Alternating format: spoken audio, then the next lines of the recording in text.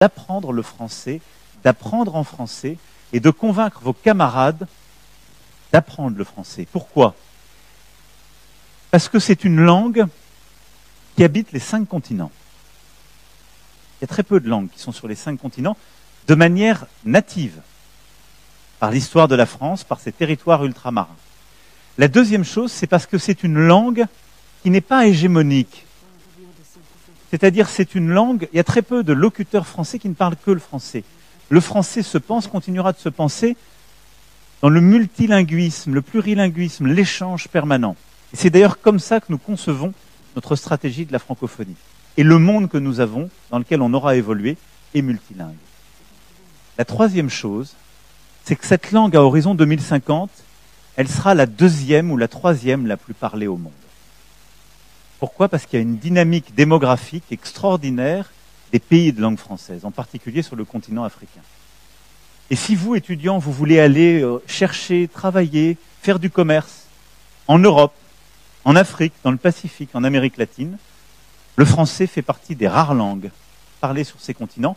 Et si je parle par exemple du continent africain qui a devant lui un avenir extraordinaire, c'est de très loin la première langue de ce continent et la passerelle entre toutes les langues. Donc le français est une langue de cet avenir en commun.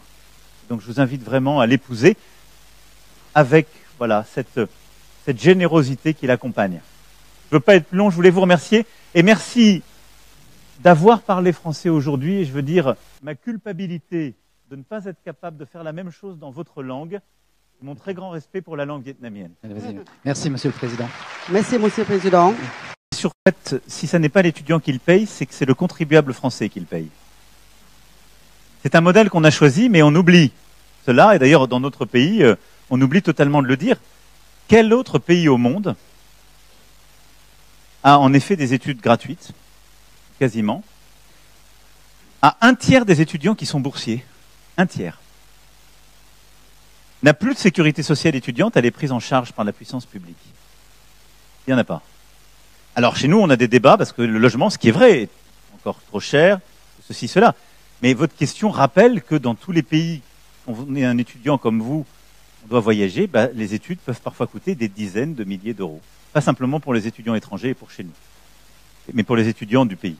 Donc le modèle qui est le nôtre, c'est un modèle où on considère que c'est en quelque sorte à la puissance publique et donc aux contribuables français de payer des études supérieures. Je défends ce modèle. Alors je pense qu'après, il faut laisser des souplesses aux établissements. Donc je crois à la liberté, à l'autonomie des universités. Il faut que le modèle soit multiple. Mais je pense que ce modèle, en tout cas, où le cœur du financement vient du contribuable, est un bon modèle. Parce qu'il permet d'avancer et qu'il a permis aussi un accès plus juste aux études supérieures. Et je pense que c'est une force. En fait, si ça